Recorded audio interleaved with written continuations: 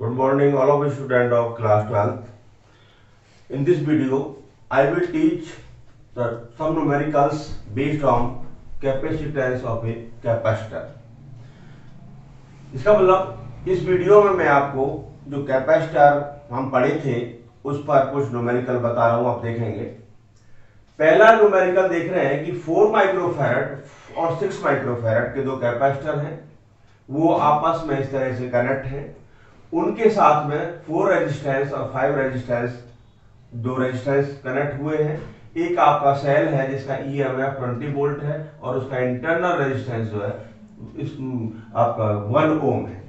Question में क्या चाहता है वो? क्वेश्चन में चाहता है कि जो कैपेसिटर है ये वाले, इन पर Q कितना होगा, चार्ज कितना होगा। What is the charge on each capacitor? First part चाहता है charge on each capacitor. Second part चाहता है PD अक्रॉस ईच कैपेसिटर।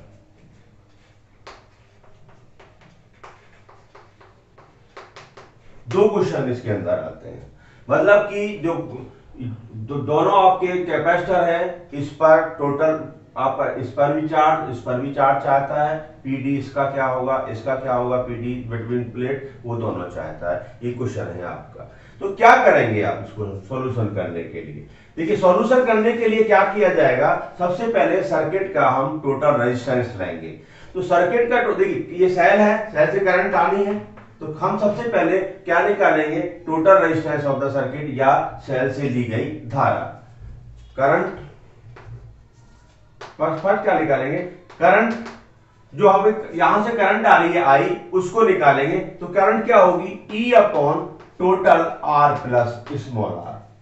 देखिए, सेल ये जो बोथ रेजिस्टेंस है 4 ओम और 5 ohm connect in series, but this resistance is also connect in series.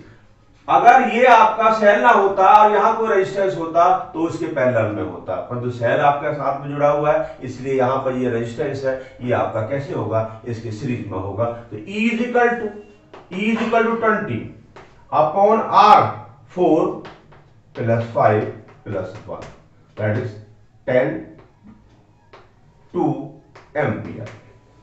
2 ampere current, यहां जो करंट जा रही है ये अब आपकी 2 एम्पियर है। ठीक है, अब क्या करना होगा, अब हमें PD लेना होगा बिटवीन A एंड B। ये जो पॉइंट है आपका, ये A और B, इसके बिटवीन में आपको पोटेंशियल लेना होगा। Then potential difference between A and B। तो V is equal to I R dash, I 2 ampere and R dash 5 into 4, that is 9 ohm, therefore 18 volt। V is equal to 18 volt। the PD across the PD between A and B is 18 volt। अब क्या करना होगा, charge लेंगे, then charge on total combination, then Q is equal to CV। Q is equal to CV, ये total charge है। Total charge जो होगा यहां पर वो Q is equal to CV होगा। तो C क्या है, देखिए, अब C दोनों को, C को हमको मेजर करना होगा। पहले C को देख लें आप कि यहां 4 माइक्रोफैरड और 6 माइक्रोफैरड कैसे कनेक्ट है, पैरेलल सीरीज में कनेक्ट है। तो 1 upon C here, 1 upon C is equal to 1 upon 4 plus 1 upon 6, 12। Therefore C is equal to 12 upon 5, 2.4 microfarad, microfarad। ये जो है टोटल C हो गया। टोटल C का मतलब है capacitance of, equivalent capacitance of the combination. Hence Q is equal to, therefore Q is equal to CV। तो C कितना, 2.4 माइक्रो कूलम इंटू V कितना आया था हमारा, V आया था हमारा आपका VAB की वैल्यू हमने क्या निकली थी आपका VAB, VAB आया था हमारा 18 वोल्ट। तो कितना आ गया है 43.2 माइक्रो कूलम। 43.2 माइक्रो कूलम ये टोटल चार्ज है इस कॉम्बिनेशन पर। अब हमें क्या काम करना है, इस वाले देखिए, अब ये दोनों कैसे हैं सीरीज में, सीरीज में कैसा चार्ज, सीरीज में जो है कैपेसिटर पर चार्ज कैसा होता है, वो सेम होता है। तो सेम का मतलब इस पर और इस पर चार्ज कैसा होगा, सेम होगा। Hence charge on 4 microfarad and 6 microfarad capacitor is 43.2 microcoulomb. दोनों सीरीज के अंदर है, तो सीरीज के अंदर जो चार्ज होगा वो दोनों पर सेम होगा, पर पीडी जो होगा वो डिफरेंट होगा। तो पीडी निकालने के लिए हम लेके चलता हूं, generator suppose the PD between plates V1 that is V2। Therefore V1 क्या होगा, Q अपॉन C1। तो Q कितना 43.2 अपॉन C1 दैट इज 4। तो 43 इसको डिवाइड कर लेंगे तो ये कितना आ जाएगा 10.8 that is 10.8 volt. Similarly V2 क्या होगा 43.2 Q अपॉन C2, तो 43.2 अपॉन 6 दैट इज 8 वोल्ट। ये इसकी वैल्यू जो आएगी 7.2 वोल्ट आएगी, 7.2 volt. That is the solution of. अब देखिए दूसरा एग्जांपल लेके चलते हैं, नेक्स्ट एग्जांपल 2। एग्जांपल 2 देख रहे हैं 2 microfarad 2 microfarad 2 microfarad 2 microfarad 2 microfarad arrangement दिखाया गया है ए। ये चाहता है कि equivalent capacitance between A and B, इसका मतलब ए और बी के बीच ये क्या चाहता है, टोटल वैद्युत धारिता चाहता है, जो हिंदी में कहते हैं इक्विवेलेंट कैपेसिटेंस। अब देखिए ये अरेंजमेंट मैंने आपको पीछे बताया था वीडियो में, ये अरेंजमेंट कुछ कहता है। इसको मैं अगर अपने माइंड में P करूं और इसको Q बोलूं और ये R और ये S, तो ये जो अरेंजमेंट है इसको मैं ऐसे इंडिकेट कर सकता हूं दोबारा से इस तरह से।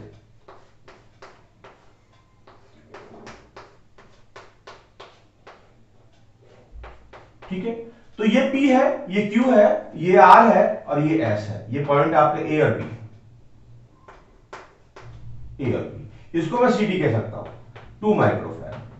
तो देखिए ये 2 माइक्रोफैरड है, ये भी 2 माइक्रोफैरड है, ये भी 2 माइक्रोफैरड है और ये भी 2 माइक्रोफैरड है और ये आपका 2 माइक्रोफैरड बिटवीन। अब देखिए ये एक कोई कंडीशन फॉलो कर रहा है, P upon Q 2 upon 2 is equal to 1, R upon S is equal to 2 upon 2 is equal to 1। तो ये P upon Q R upon S एक कंडीशन है जो एक व्हीटस्टोन साइंटिस्ट थे, उन्होंने एक कंडीशन दिखाई थी P upon Q R upon S अगर इस रेजिस्टेंस में होता है, इस तरह से मतलब ये रेशियो होता है, तो ये जो आपका मिडिल में जो आपका क्या कहते हैं आपका कैपेसिटेंस है ये नॉन इफेक्टिव हो जाता है। अगर ये 2 होता, ये 4 होता, तो 2/4 इज 1/2। ये आपका 4 होता, ये 8 होता, तो 4/8 is equal to 1/2। Then we can say P upon Q is equal to R upon S follow here. Then this diagonal capacitor is non-effective. इसको हम नॉन इफेक्टिव ले लेंगे, इसका कोई रोल नहीं होगा। इसका रीजन है क्योंकि इस डायगोनल के अंदर फिर करंट नहीं जाता है कि अगर व्हीटस्टोन ब्रिज का जो बैलेंस कंडीशन है वो फॉलो हो जाती है। आप नेक्स्ट चैप्टर में उसको देखेंगे। तो यहां क्या करेंगे, here P and Q are in series, ये सीरीज में होंगे दोनों। देन 1 upon C1 is equal to 1 upon 2 plus 1 upon 2, 2/2 is equal to 1. Therefore C1 is equal to 1 microfarad. हमने balance condition Wheatstone bridge की बैलेंस कंडीशन लगाने के बाद में हमने इसको नॉन इफेक्टिव बता दिया। अब ये दोनों हमने सीरीज ले लिया, इसी तरह से R और S सीरीज में होंगे। Similarly R and S are in